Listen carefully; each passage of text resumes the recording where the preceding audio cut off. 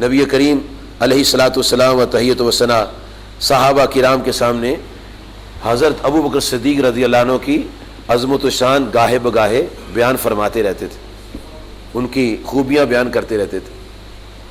ایک دن نبی کریم صلی اللہ علیہ وآلہ وآلہ وسلم صحابہ کرام کا مجمع ہے، اس میں 4 سوال کرتے اور اچانک سوال کرتے۔ امام مسلم نے صحیح مسلم میں عربی چھاپا جو ہمارا پاکستان کا ہے، اس میں جلد نمبر 2 صفحہ نمبر 272 پر اس کو نقل کیا۔ مشکات شریف میں صفحہ نمبر 167، بہقی شریف جلد 4 صفحہ 189، الترغیب و ترہیب جلد 4 صفحہ 319، شرح سنہ جلد 6 صفحہ 147، کنز المال جلد 12 صفحہ نمبر 512۔ ان تمام احادیث کتب حدیث میں یہ روایت آتی ہے، راوی ہیں جناب حضرت ابو ہریرہ رضی اللہ عنہ۔ نبی صلی اللہ علیہ وسلم نے 4 سوال کیے۔ نمبر 1، اے میرے صحابہ کرام، من صام منکم الیوم صائما، آج تم میں سے کس نے روزہ رکھا ہے؟ ایک سوال یہ کیا۔ دوسرا سوال یہ کیا کہ آج تم میں سے کس نے جنازے کی نماز پڑھی ہے، نماز جنازہ ادا کی ہے؟ تیسرا یہ سوال کیا آج تم میں سے کس نے کسی مسکین کو کھانا کھلایا ہے؟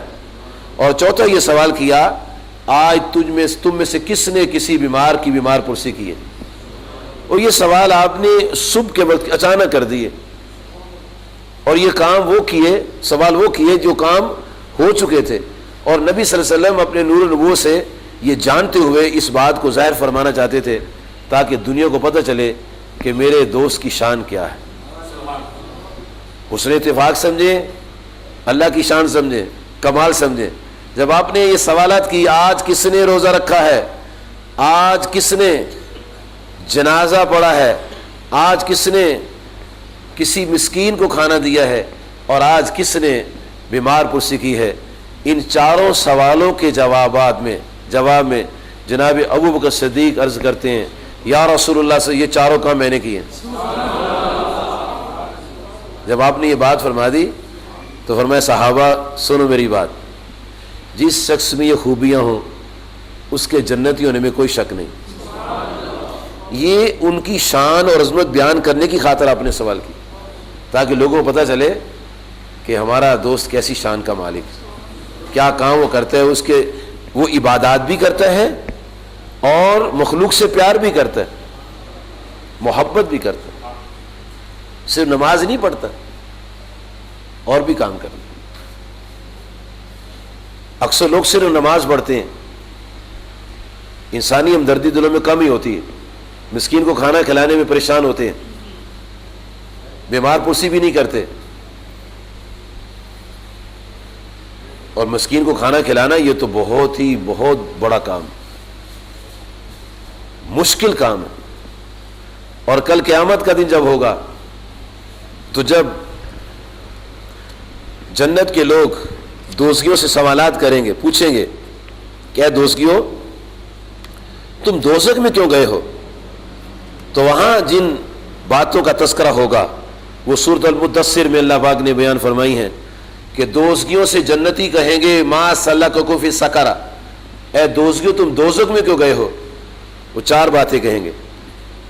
نمبر 1 قالوا لم نک من المصلین، وہ جواب دیں گے ہم نماز نہیں پڑھتے تھے، ہم نماز نہیں پڑھتے تھے۔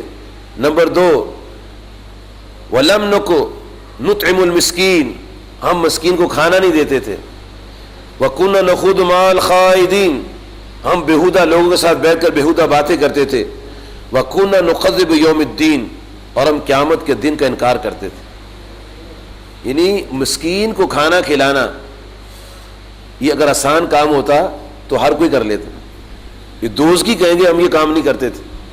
یہ کام ہے صدیقوں والا، یہ کام ہے نبیوں والا، یہ خدائی کام ہے، یہ ولیوں والا کام ہے، اور جناب صدیق اکبر ولیوں کے امام ہیں، سچوں کے امام ہیں، اور ایسی شان اللہ تعالیٰ نے عطا فرمائی ہے کہ اللہ تعالیٰ کے نبی صلی اللہ علیہ وسلم نے فرمایا کہ ابو بکر صدیق جہاں قیامت کے حوض کوثر میں کھڑا ہوں تو بھی میرے ساتھ ہوگا، اور جو جناب ابوبکر صدیق رضی اللہ عنہ سے نہیں ملنا چاہتا،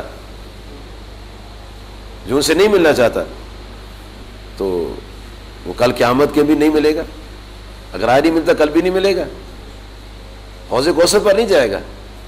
نبی صلی اللہ علیہ وسلم نے ان کو اپنے ساتھ رکھا ہوگا تاکہ جتنے پیارے صدیق اکبر کے ہیں وہ میرے پاس آئیں گے اور جو ان کے مخالف ہیں وہ پرے پرے رہیں گے.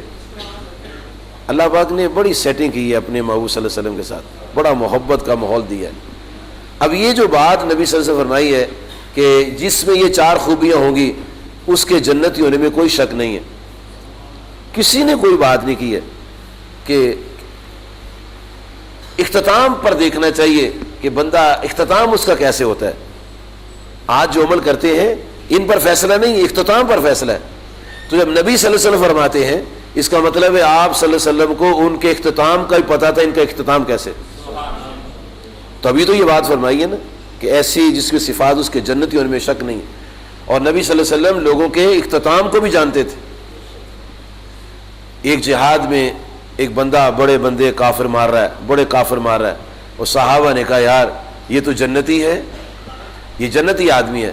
جب نبی صلی اللہ علیہ وسلم نے صحابہ کی بات سنی فرمایا یہ دوزگی ہے. یہ صحیح بخاری میں آتا ہے، فرمایا یہ دوزگی ہے. صحابہ بڑے حیران ہوئے لیکن اعتراض نہیں کیا اور نہ نفی کیا آپ کی بات کی. فرمایا یہ دوزگی ہے.